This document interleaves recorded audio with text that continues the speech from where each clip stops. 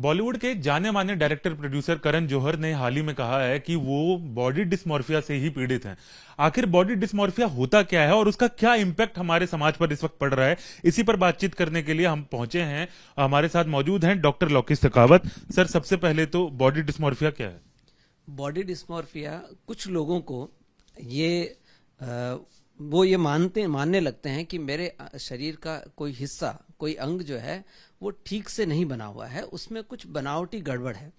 उस बनावटी गड़बड़, हालांकि कुछ गड़बड़ नहीं होती है, पर उनका ये महसूस होता है, उनको ये लगता है कि है। उसके लिए वो बहुत सारे वो शीशा देखते हैं, बहुत सारे लोगों से पूछते हैं, पर उनको फिर भी ये तसल्ली नहीं होती कि ये मेरा नाक मेरा सही है, या मेरा ये कान सही है, या मेरे होंठ सही हैं। और इसकी वजह से वो बार बार ये सोचते हैं कि मुझे प्लास्टिक सर्जन या किसी से जाके अपने इसको ठीक करवाना चाहिए। या तो उसमें कोई गड़बड़ होती ही नहीं है, या गड़बड़ होती है तो वो इतनी छोटी होती है कि वो ध्यान देने लायक नहीं होती है, किसी का ध्यान भी नहीं जाएगा। परंतु उनके मन में वो एक बहुत बड़ी गड़बड़ है और उसका सर्जरी से ठीक करवाना ही उसका इलाज है। सर, क्या ये कहना सही होगा कि आजकल जो युवा पीढ़ी है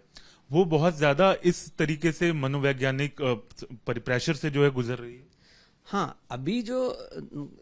परिस्थितियां हैं उनमें जो जो युवा हैं उनको अपने अपीयरेंस को लेकर, मैं कैसा दिखता हूं, उस पर वो बहुत ज्यादा फोकस करते हैं, बहुत ज्यादा ध्यान देते हैं। इसकी वजह से अगर किसी ने कुछ छोटा सा बोल भी दिया, बता भी दिया कि तुम्हारा ये ठीक नहीं है, वो ठीक नहीं है, या शीशे में लग गया उनको,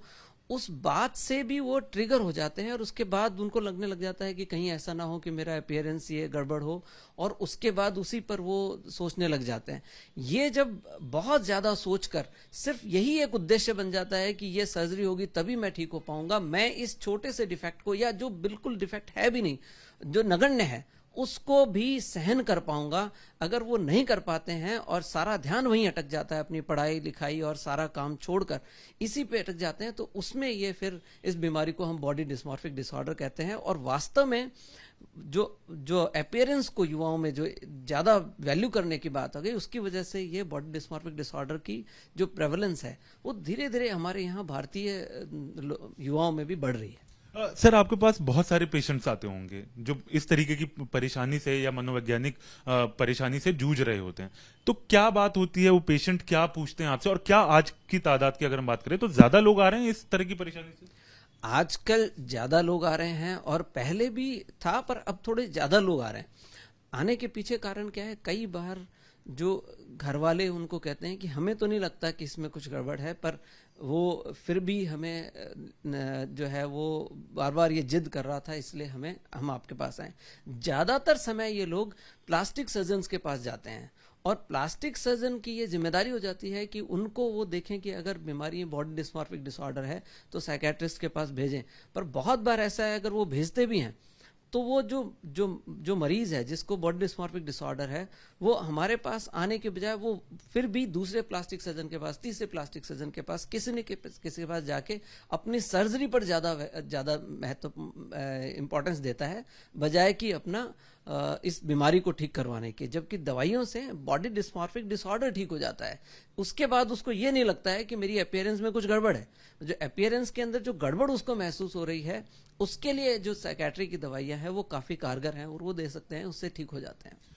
सर, जो प्लास्टिक सर्जन होते हैं उनका भी एक दायित्व होता है इस पर कि मरीज को इस बारे में बताना कि ये ठीक है, कोई परेशानी नहीं है इस चीज में, और क्या मरीज को वो ये जानकारी मुहैया कराते हैं इस तरीके की? और इस सर आखिरी इससे जुड़ा हुआ एक सवाल जरूर है कि क्या इसकी संभावना है कि किसी को अगर प्लास्टिक सर्जरी से उसकी जो परेशानी है वो सही कर दी गई है तो वो उससे संतुष्ट होगा, या उसको दोबारा ये परेशानी नहीं आएगी?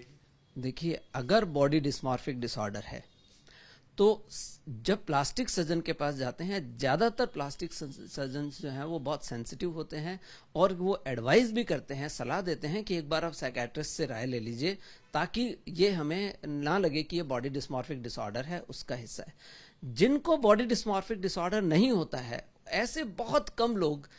सर्जरी के बाद थोड़ा संतुष्ट महसूस कर सकते हैं, पर जिसको बॉडी डिस्मॉर्फिक डिसऑर्डर है उसको एक सर्जरी कराएगा, उसके बाद उसको लगेगा कि अभी भी नाक मेरा ठीक नहीं है, अभी भी मेरे होठ ठीक नहीं है, अभी भी मेरा बॉडी का हिस्सा ये ठीक नहीं है, वो दोबारा सर्जरी के लिए तैयार हो जाता है 2-4-6 महीने में, फिर वो करवा के उसके बाद तीसरी सर्जरी के लिए तैयार हो जाता है। तो जिन लोगों को बॉडी डिस्मॉर्फिक डिसऑर्डर है उनकी सर्जरी करवाने पर, वो खुद अगर सर्जरी करवा भी लें और प्लास्टिक सर्जन उनकी सर्जरी कर भी दे तो भी वो बीमारी ठीक नहीं होगी। इसलिए ये बहुत महत्वपूर्ण है कि हमें बॉडी डिस्मॉर्फिक डिसऑर्डर को पहचान कर उसका इलाज किया जाए। जो ज्यादातर बॉडी डिस्मॉर्फिक डिसऑर्डर है, मैं बताना चाहूंगा आपके माध्यम से कि जो जो जो गर्ल्स हैं, लेडीज हैं, जो फीमेल्स हैं, उनको ज्यादातर नाक का, होठों का, ब्रेस्ट का या बटक्स का, उनका बहुत ज्यादा उनको रहता है। और ये जो आजकल जो लाइन को लेकर भी बड़ा अवेयरनेस बढ़ गई है, उनको लेकर भी वो कहते हैं कि नहीं ये भी ठीक होना चाहिए। तो एक तो मेल्स में जो है बहुत कॉमनली उनकी मस्कुलैरिटी को, कि मसल्स मेरी बहुत अच्छे से बिल्डअप होनी चाहिए, मेरे यहाँ ठीक नहीं दिख रहा, यहाँ का मसल ठीक नहीं दिख रहा, या फिर उनको लेकर अपनी पेनाइल साइज को लेकर भी बहुत रहता है कि छोटा है, टेढ़ा है। ये भी एक तरह का बॉडी डिस्मॉर्फिक डिसऑर्डर है। सर, इसका सोल्यूशन क्या है, उपाय क्या है, कैसे बच सकते हैं?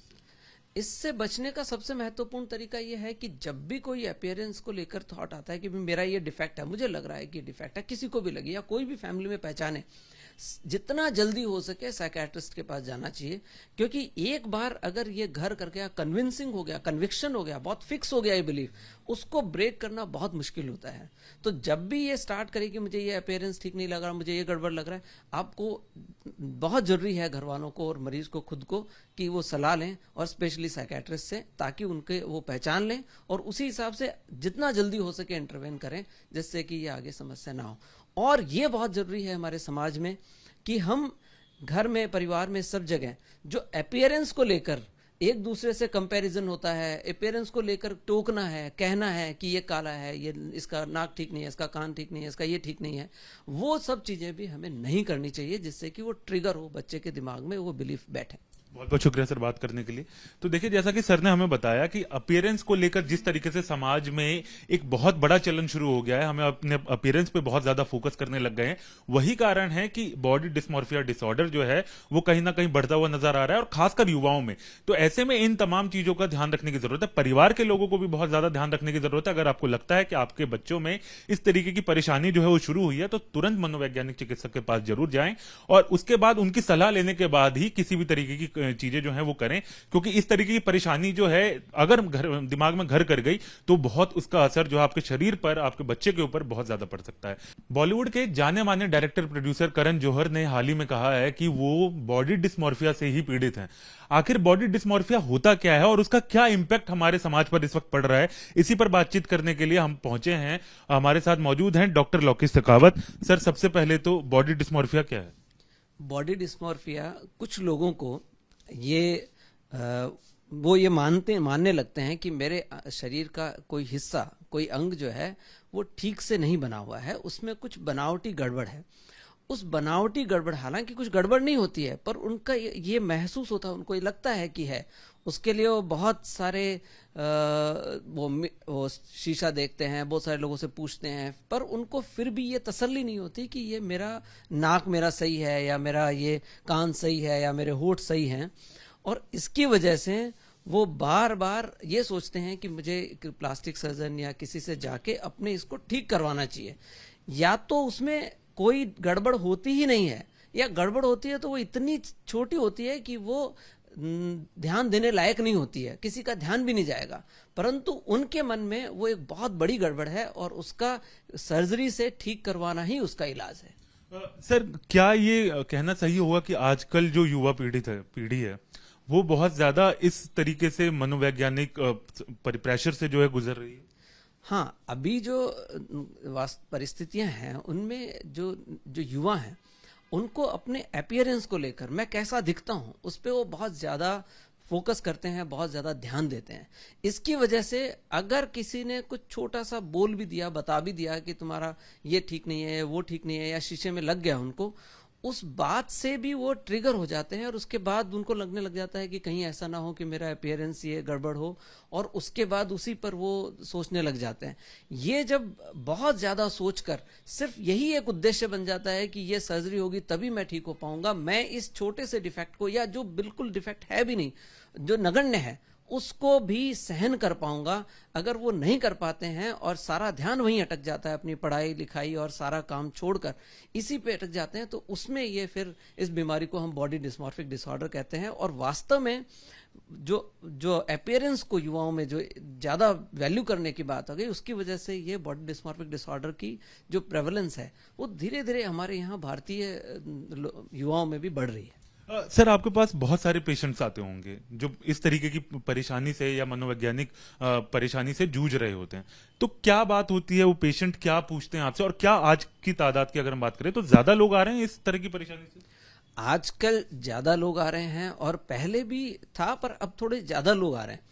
आने के पीछे कारण क्या है, कई बार जो घर वाले उनको कहते हैं कि हमें तो नहीं लगता कि इसमें कुछ गड़बड़ है, पर वो फिर भी हमें जो है वो बार बार ये जिद कर रहा था, इसलिए हम आपके पास आए। ज्यादातर समय ये लोग प्लास्टिक सर्जन्स के पास जाते हैं और प्लास्टिक सर्जन की ये जिम्मेदारी हो जाती है कि उनको वो देखें कि अगर बीमारी बॉडी डिस्मॉर्फिक डिसऑर्डर है तो साइकेट्रिस्ट के पास भेजें। पर बहुत बार ऐसा है, अगर वो भेजते भी हैं तो वो जो जो जो मरीज है जिसको बॉडी डिस्मॉर्फिक डिसऑर्डर है, वो हमारे पास आने के बजाय वो फिर भी दूसरे प्लास्टिक सर्जन के पास, तीसरे प्लास्टिक सर्जन के पास, किसी के पास जाके अपनी सर्जरी पर ज्यादा महत्व इंपॉर्टेंस देता है, बजाय कि अपना इस बीमारी को ठीक करवाने के। जबकि दवाइयों से बॉडी डिस्मॉर्फिक डिसऑर्डर ठीक हो जाता है, उसके बाद उसको ये नहीं लगता है कि मेरी अपीयरेंस में कुछ गड़बड़ है। जो अपीयरेंस के अंदर जो गड़बड़ उसको महसूस हो रही है, उसके लिए जो साइकेट्री की दवाइयां हैं वो काफी कारगर हैं और वो दे सकते हैं, उससे ठीक हो जाते हैं। सर, जो प्लास्टिक सर्जन होते हैं उनका भी एक दायित्व होता है इस पर कि मरीज को इस बारे में बताना कि ये ठीक है, कोई परेशानी नहीं है इस चीज में, और क्या मरीज को वो ये जानकारी मुहैया कराते हैं इस तरीके की। और इस सर आखिरी इससे जुड़ा हुआ एक सवाल जरूर है कि क्या इसकी संभावना है कि किसी को अगर प्लास्टिक सर्जरी से उसकी जो परेशानी है वो सही कर दी गई है तो वो उससे संतुष्ट होगा या उसको दोबारा ये परेशानी नहीं आएगी? देखिए, अगर बॉडी डिस्मॉर्फिक डिसऑर्डर है तो जब प्लास्टिक सर्जन के पास जाते हैं, ज्यादातर प्लास्टिक सर्जन जो हैं वो बहुत सेंसिटिव होते हैं और वो एडवाइस भी करते हैं, सलाह देते हैं कि एक बार आप साइकेट्रिस्ट से राय ले लीजिए, ताकि ये हमें ना लगे कि ये बॉडी डिस्मॉर्फिक डिसऑर्डर है, उसका हिस्सा है। जिनको बॉडी डिस्मॉर्फिक डिसऑर्डर नहीं होता है, ऐसे बहुत कम लोग सर्जरी के बाद थोड़ा संतुष्ट महसूस कर सकते हैं। पर जिसको बॉडी डिस्मॉर्फिक डिसऑर्डर है, उसको एक सर्जरी कराएगा, उसके बाद उसको लगेगा कि अभी भी नाक मेरा ठीक नहीं है, अभी भी मेरे होठ ठीक नहीं है, अभी भी मेरा बॉडी का हिस्सा ये ठीक नहीं है, वो दोबारा सर्जरी के लिए तैयार हो जाता है 2-4-6 महीने में, फिर वो करवा के उसके बाद तीसरी सर्जरी के लिए तैयार हो जाता है। तो जिन लोगों को बॉडी डिस्मॉर्फिक डिसऑर्डर है, उनकी सर्जरी करवाने पर, वो खुद अगर सर्जरी करवा भी लें और प्लास्टिक सर्जन उनकी सर्जरी कर भी दे, तो भी वो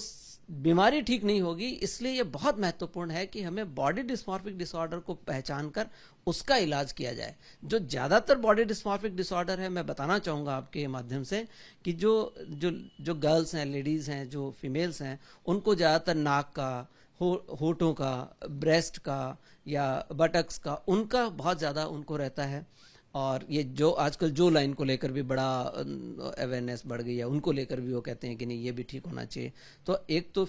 मेल्स में जो है बहुत कॉमनली उनकी मस्कुलैरिटी को, कि मसल्स मेरी बहुत अच्छे से बिल्डअप होनी चाहिए, मेरे यहाँ ठीक नहीं दिख रहा, यहाँ का मसल ठीक नहीं दिख रहा, या फिर उनको लेकर अपनी पेनाइल साइज को लेकर भी बहुत रहता है कि छोटा है, टेढ़ा है। ये भी एक तरह का बॉडी डिस्मॉर्फिक डिसऑर्डर है। सर, इसका सोल्यूशन क्या है, उपाय क्या है, कैसे बच सकते हैं?